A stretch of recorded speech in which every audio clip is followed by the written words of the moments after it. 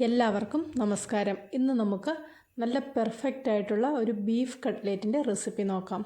ഞാനിവിടെ പറയുന്ന രീതിയിൽ ചെയ്തെടുക്കുകയാണെങ്കിൽ എണ്ണയൊന്നും കുടിക്കാതെ പൊട്ടിയൊന്നും പോകാതെയുള്ള നല്ല കട്ട്ലേറ്റ് ഉണ്ടാക്കിയെടുക്കാം. ഇനി ഇതെങ്ങനെയാണ് ചെയ്യേണ്ടതെന്ന് നോക്കാം.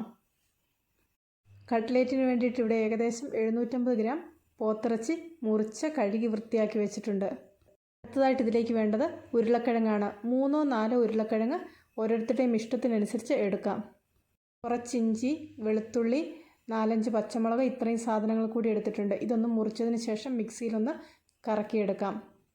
ഇനി നമുക്കൊരു പ്രഷർ കുക്കറിലേക്ക് വൃത്തിയാക്കി വെച്ചിരിക്കുന്ന പോത്തിറച്ചി മാറ്റാം.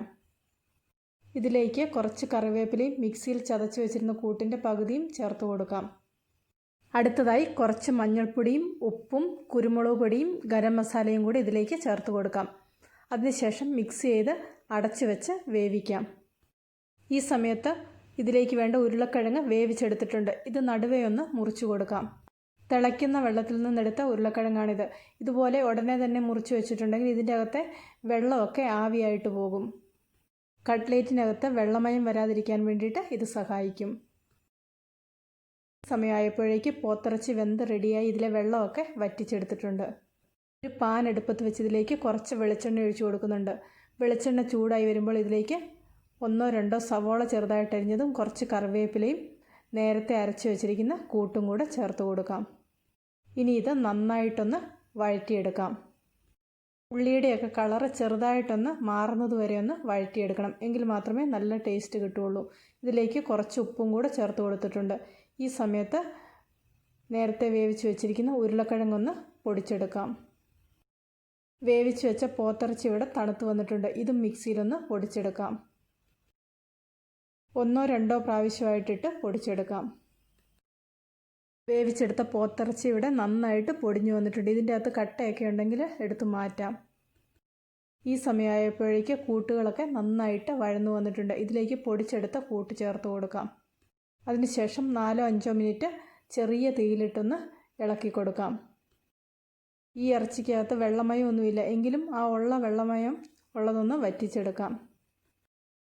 ഇറച്ചി ഇതുപോലെ ഒരു 4-5 മിനിറ്റ് ഒന്ന് ഇടയ്ക്കിടയ്ക്ക് ഇളക്കി കൊടുത്താൽ മതി. അങ്ങനെയാകുമ്പോഴേക്ക് ഇതിൻ്റെ അകത്തെ വെള്ളമൊക്കെ വറ്റി ഇറച്ചി നല്ല ഡ്രൈ ആയിട്ട് കിട്ടും. ഈ സമയത്ത് ഇതിലേക്ക് പൊടിച്ചു വെച്ചിരിക്കുന്ന ഉരുളക്കിഴങ്ങ് ചേർത്ത് കൊടുക്കാം. ഉരുളക്കിഴങ്ങ് ചേർത്ത ശേഷവും കുറച്ച് സമയം ഒന്ന് ഇളക്കി കൊടുക്കാം. അങ്ങനെ ചെയ്തിട്ടുണ്ടെങ്കിൽ കട്ട്ലേറ്റിന് നല്ലൊരു ടേസ്റ്റ് കിട്ടും. ഇതുപോലെ ഉരുളക്കിഴങ്ങ് ചേർത്ത ശേഷം ഒരു 3-4 മിനിറ്റ് ഒന്ന് ഇളക്കി കൊടുക്കാം. ഇവിടെ ഒരു 3-4 മിനിറ്റ് ആയിട്ടുണ്ട്. ഇനി ഇതിലേക്ക് കുറച്ച് മല്ലിയിലയും കൂടെ ചേർത്ത് കൊടുക്കുന്നുണ്ട്. മല്ലിയില ഇഷ്ടമുള്ളവർ മാത്രം ചേർത്ത് കൊടുത്താൽ മതി. ഓരോരുത്തരുടെയും ടേസ്റ്റിനനുസരിച്ച് മല്ലിയിലയോ കറിവേപ്പിലയോ ചേർത്ത് കൊടുക്കാം. അതിനുശേഷം ഇത് നന്നായിട്ടൊന്ന് ഇളക്കി കൊടുക്കാം. ഞാനിത് അടുപ്പത്ത് നിന്ന് മാറ്റിയിട്ടുണ്ട്. കൂട്ട് കൈകൊണ്ട് തൊടാൻ പറ്റുന്ന പാകത്തിനൊന്ന് തണുത്ത് വരണം. ആ സമയത്ത് ഇതിലേക്ക് വേണ്ട റസ്ക് നമുക്ക് പൊടിച്ചെടുക്കാം. കട്ട്ലേറ്റിൻ്റെ കോട്ടിങ്ങിനായിട്ട് റസ്കോ ബ്രെഡ് ക്രംസോ ഓരോരുത്തരുടെയും ഇഷ്ടത്തിനനുസരിച്ച് ഉപയോഗിക്കാം. റസ്ക് പൊടി ഉപയോഗിച്ച് ഉണ്ടാക്കുന്ന കട്ട്ലേറ്റിനാണ് കാണാൻ കൂടുതൽ ഭംഗി. ഈ സമയമായപ്പോഴേക്ക് കട്ട്ലേറ്റൊക്കെ ഇവിടെ ഷേപ്പ് ചെയ്ത് വെച്ചിട്ടുണ്ട്. ഓരോരുത്തരുടെയും ഇഷ്ടത്തിനനുസരിച്ച് ഷേപ്പ് ചെയ്ത് വെക്കാം. ഇവിടെ ഇപ്പോൾ കണ്ടില്ലേ, കട്ട്ലേറ്റിലൊന്നും ഒട്ടും വെള്ളമയമില്ല. പെട്ടെന്നൊന്നും പൊട്ടിപ്പോകാത്ത രീതിയിൽ ഇവിടെ ഷേപ്പ് ചെയ്ത് വെച്ചിട്ടുണ്ട്. ഇനി ഇതിലേക്ക് വേണ്ടത് കുറച്ച് മുട്ടയുടെ വെള്ളയാണ്.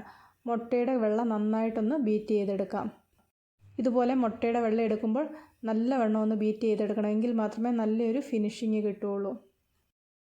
ബീറ്റ് ചെയ്ത് വെച്ചിരിക്കുന്ന മുട്ടയുടെ വെള്ളയിലേക്ക് കട്ട്ലേറ്റ് ഓരോന്നായിട്ടൊന്ന് മുക്കി ബ്രെഡ് ക്രംസിലോ റസ്ക് പൗഡറിലോ ഒന്ന് റോൾ ചെയ്തെടുത്ത് നമുക്ക് ചൂടായ എണ്ണയിൽ വറുത്ത് കോരിയെടുക്കാം.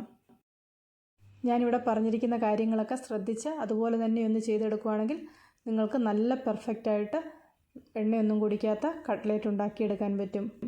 കട്ട്ലേറ്റിന് എരിവ് കൂടുതൽ വേണമെന്ന് തോന്നുന്നവർക്ക് കട്ട്ലേറ്റ് ഷേപ്പ് ചെയ്തെടുക്കുന്ന സമയത്ത് എരിവ് കുറവാണെങ്കിൽ കുറച്ച് കുരുമുളക് പൊടിയും കൂടെ ചേർത്ത് കൊടുക്കാം. എണ്ണ നന്നായിട്ട് ചൂടായി വരുമ്പോൾ കട്ട്ലേറ്റ് എണ്ണയിലേക്ക് ഇട്ട് കൊടുക്കാം. നല്ല ചൂടായ എണ്ണയിൽ ഇട്ട് കൊടുത്തതിന് ശേഷം തീ ലോ ഫ്ലെയിമിലേക്ക് മാറ്റണം. ചെറിയ തീയിലിട്ടിട്ട് മാത്രമേ കട്ട്ലേറ്റ് ചെയ്തെടുക്കാൻ പാടുള്ളൂ. കട്ട്ലേറ്റിൽ എല്ലാം ഓൾറെഡി കുക്ക് ചെയ്ത സാധനങ്ങളാണ്. അതുകൊണ്ട് ഇത് പ്രത്യേകിച്ച് കുക്ക് ചെയ്തെടുക്കേണ്ട ആവശ്യമൊന്നുമില്ല. ഇതിൻ്റെ കോട്ടിംഗ് ഒന്ന് കളറൊക്കെ മാറി ഒന്ന് നല്ല ടേസ്റ്റിയും കാണാനൊരു ഭംഗിയുമായിട്ട് വന്നാൽ മതി. ഒരു ചെറിയ ബ്രൗൺ കളറാവുന്നത് വരെ ഇതൊന്ന് വറുത്തെടുക്കാം. അതിനുശേഷം എണ്ണയിൽ നിന്ന് കോരി മാറ്റാം.